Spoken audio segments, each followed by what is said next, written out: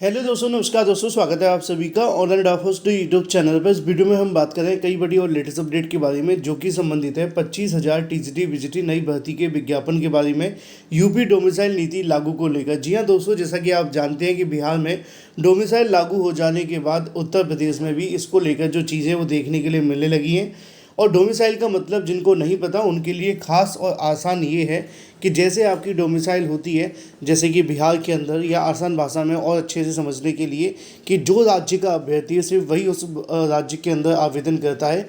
और हर राज्य में अलग अलग तरीके से चीज़ें समय समय पर देखने के लिए मिलती रहती हैं।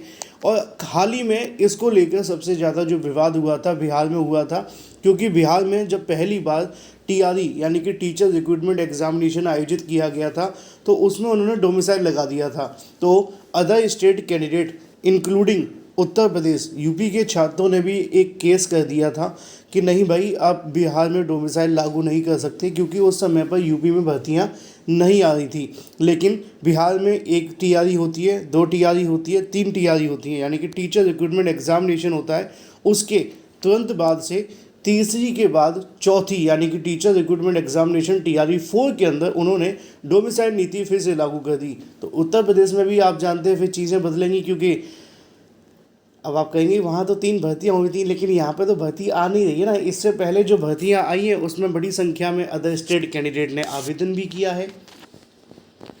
अब यूपी में अगर कोई वैकेंसी आ रही है, यूपी में कोई वैकेंसी चल रही है, तो वो एकमात्र वैकेंसी है, वो है टीजीटी पीजीटी की, यानी कि 10 ग्रेजुएट टीचर की। क्योंकि 2022 की भर्ती की परीक्षा अभी होनी है, वहीं दूसरी तरफ नई भर्ती को लेकर चीज़ें निकल कर के सामने आ गई हैं। और इसी के साथ साथ इनमें अब डोमिसाइल को लेकर चीज़ें निकल कर आ रही हैं। डोमिसाइल का मतलब मैंने बता दिया है कि अदर स्टेट जो कैंडिडेट हैं वो इसमें आवेदन ना करें, सिर्फ उसी राज्य के अभ्यर्थी आवेदन करें।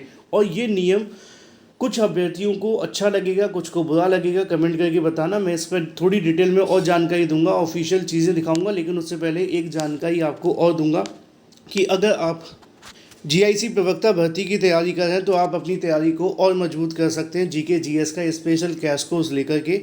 ये आपको 799 का कोर्स मात्र 399 में 50% डिस्काउंट के साथ मिलता है। इसमें डेली क्लासेस मिलती हैं यूट्यूब के ऊपर, 45,000 one liner question, 55 new practice set, इसके अलावा ऑल इंपॉर्टेंट नोट्स के साथ 6 मंथ का करंट अफेयर और 5,000 एक्सपेक्टेड क्वेश्चन मिलते हैं। ये नोट्स आपको व्हाट्सएप के थ्रू मिलेंगे, पूरे तरीके से पीडीएफ में देखने के लिए मिलेंगे और हिंदी भाषा में रहने वाले हैं। अगर आप इसको परचेस करना चाहते हैं तो अभी व्हाट्सएप करें 7986240141 पर। जैसे ही आप वहाँ पेमेंट करेंगे, पेमेंट करने के बाद तुरंत ही आप सभी को ये नोट्स भेज दिए जाएंगे जीआईसी लेक्चरर के लिए जीके जीएस के संबंध में। अधिक जानकारी के लिए आप व्हाट्सएप करके और जानकारी ले सकते हैं। चलिए मुद्दे पे आते हैं। मुद्दा बड़ा क्लियर है, जो कि संबंधित है अगर बात की जाए डोमिसाइल को लेकर।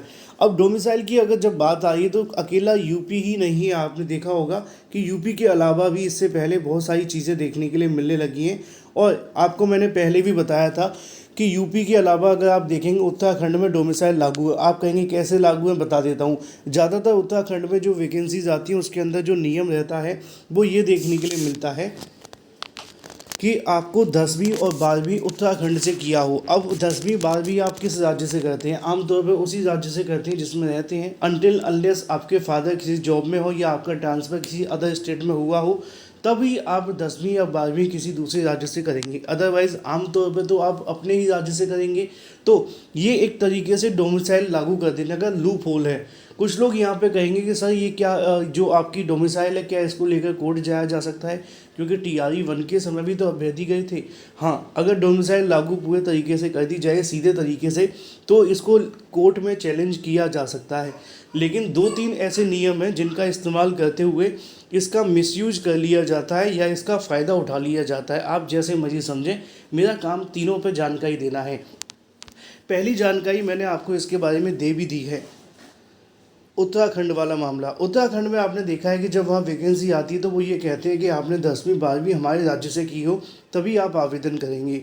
तो अब 10वीं 12वीं एक तरीके से डोमिसाइल वाली चीज़ें हो गई।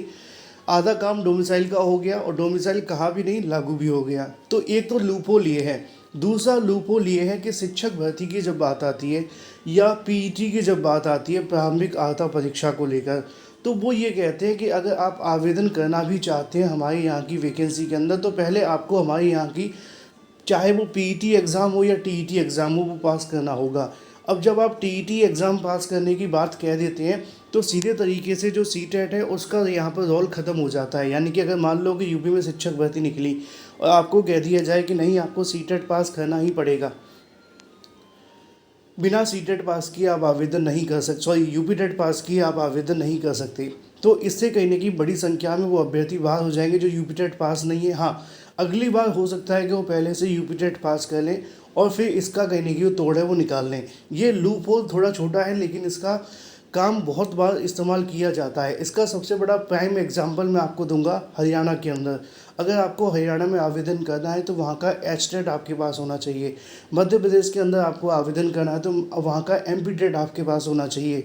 और राजस्थान में तो अलग ही बात है, उन्होंने यहाँ पर टीईटी का नाम ही बदल दिया है रीट। एक तरीके का टीईटी एग्ज़ाम ही होता है लेकिन उन्होंने रीट इसलिए कर दिया है कि जिससे कि लोगों को, बाहर वाले छात्रों को लगे कि नहीं हमें तो रीट देना ही पड़ेगा, लेकिन आप भी वहाँ पे टीईटी ही दे रहे हैं और यहाँ सीटेट वैलिड नहीं होता है।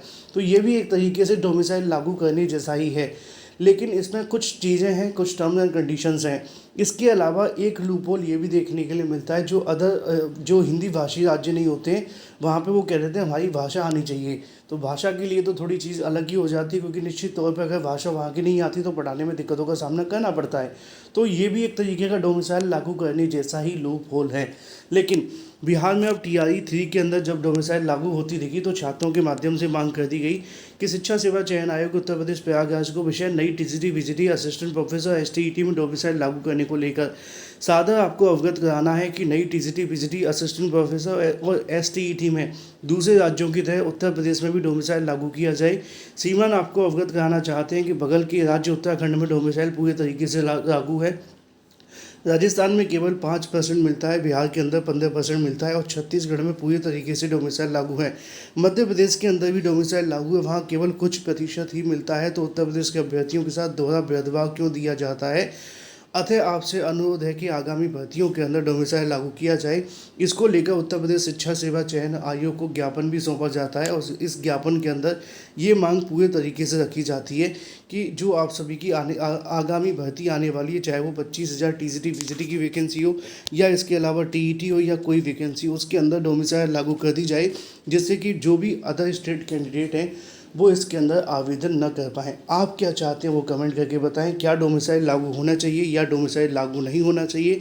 किस राज्य की पॉलिसी आपको सही लगी, किस राज्य की नहीं, ये भी कमेंट करके बताएं। और यूपी में कौन सी फॉलो होगी तो ज़्यादा बेहतर होगा।